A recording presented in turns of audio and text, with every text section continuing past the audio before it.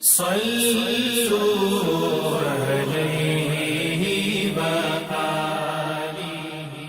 بخاری حدیث نمبر 31۔ ابو ذر ایک جوڑا پہنے ہوئے تھے اور ان کا غلام بھی جوڑا پہنے ہوئے تھا۔ سبب دریافت کیا گیا تو کہنے لگے کہ میں نے ایک شخص یعنی غلام کو برا بھلا کہا تھا اور اس کی ماں کی غیرت دلائی یعنی گالی دی، تو رسول اللہ صلی اللہ علیہ وسلم نے یہ معلوم کر کے مجھ سے فرمایا، اے ابو ذر، تو نے اسے ماں کے نام سے غیرت دلائی ہے، بے شک تجھ میں ابھی کچھ زمانہ جاہلیت کا اثر باقی ہے۔ یاد رکھو ماتحت لوگ تمہارے بھائی ہیں، اللہ نے اپنی کسی مصلحت کی بنا پر انہیں تمہارے قبضے میں دے رکھا ہے، تو جس کے ماتحت اس کا کوئی بھائی ہو تو اس کو بھی وہی کھلائے جو آپ کھاتا ہے، اور وہ کپڑا اسے پہنائے جو آپ پہنتا ہے، اور ان کو اتنے کام کی تکلیف نہ دو کہ ان کے لیے مشکل ہو جائے، اور اگر کوئی سخت کام ڈالو تو تم خود بھی ان کی مدد کرو۔ صحیح بخاری حدیث نمبر 32۔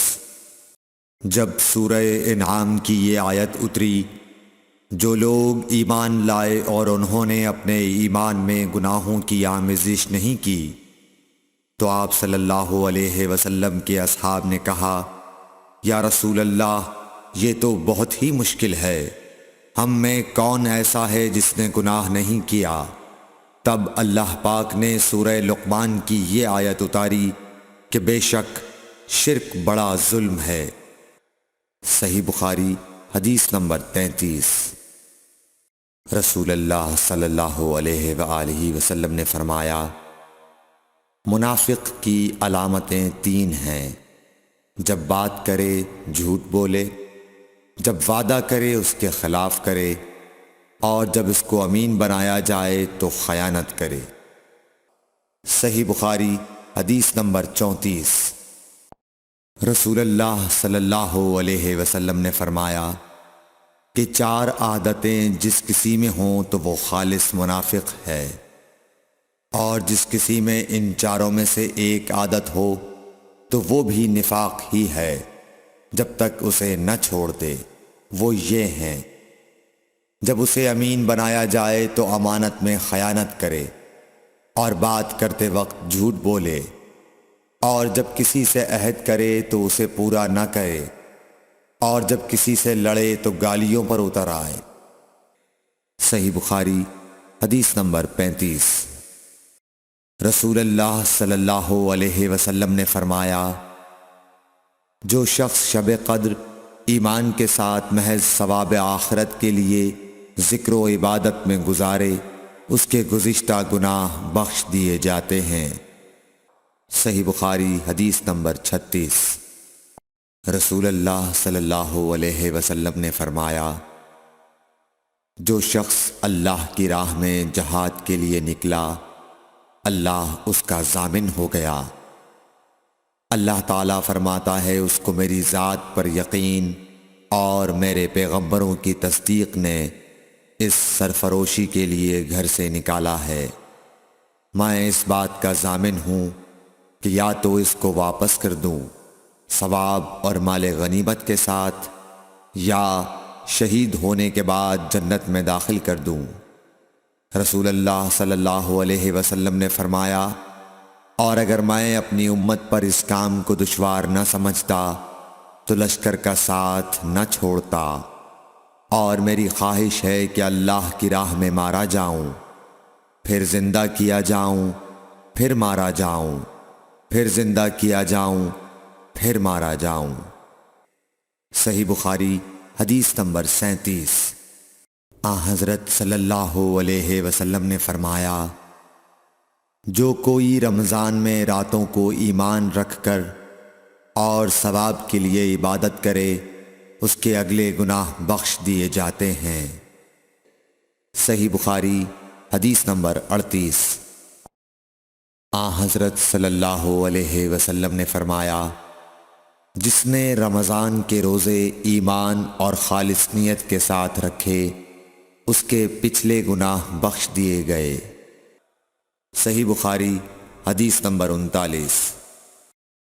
حضرت صلی اللہ علیہ وسلم نے فرمایا، بے شک دین آسان ہے، اور جو شخص دین میں سختی اختیار کرے گا تو دین اس پر غالب آ جائے گا اور اس کی سختی نہ چل سکے گی۔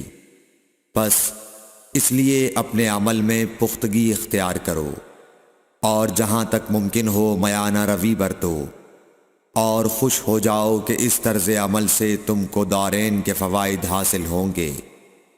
اور صبح اور دوپہر اور شام اور کسی قدر رات میں عبادت سے مدد حاصل کرو۔ نماز 5 وقتہ بھی مراد ہو سکتی ہے کہ پابندی سے ادا کرو۔ صحیح بخاری حدیث نمبر 40۔ رسول اللہ صلی اللہ علیہ وسلم جب مدینہ تشریف لائے تو پہلے اپنی نانہال اترے جو انصار تھے، اور وہاں آپ نے 16 یا 17 ماہ بیت المقدس کی طرف منہ کر کے نماز پڑھی، اور آپ کی خواہش تھی کہ آپ کا قبلہ بیت اللہ کی طرف ہو۔ جب بیت اللہ کی طرف نماز پڑھنے کا حکم ہو گیا تو سب سے پہلی نماز جو آپ نے بیت اللہ کی طرف پڑھی عصر کی نماز تھی۔ وہاں آپ صلی اللہ علیہ وسلم کے ساتھ لوگوں نے بھی نماز پڑھی۔ پھر آپ کے ساتھ نماز پڑھنے والوں سے ایک آدمی نکلا اور اس کا مسجد بنی حارثہ کی طرف گزر ہوا تو وہ لوگ رکوع میں تھے۔ وہ بولا کہ میں اللہ کی گواہی دیتا ہوں کہ میں نے رسول اللہ صلی اللہ علیہ وسلم کے ساتھ مکے کی طرف منہ کر کے نماز پڑھی ہے۔ یہ سن کر وہ لوگ اسی حال میں بیت اللہ کی طرف گھوم گئے، اور جب رسول اللہ صلی اللہ علیہ وسلم بیت المقدس کی طرف منہ کر کے نماز پڑھا کرتے تھے، یہودی اور عیسائی خوش ہوتے تھے، مگر جب آپ نے بیت اللہ کی طرف منہ پھیر لیا تو انہیں یہ امر ناگوار ہوا۔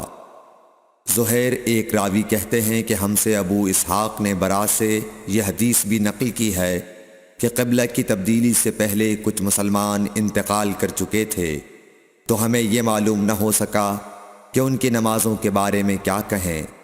تب اللہ نے یہ آیت نازل کی، وَمَا كَانَ اللَّهُ لِيُضِيعَ إِيمَانَكُمْ، سورہ بقرہ آیت number 143۔ Thanks for watching. Don't forget to like, comment, share and subscribe to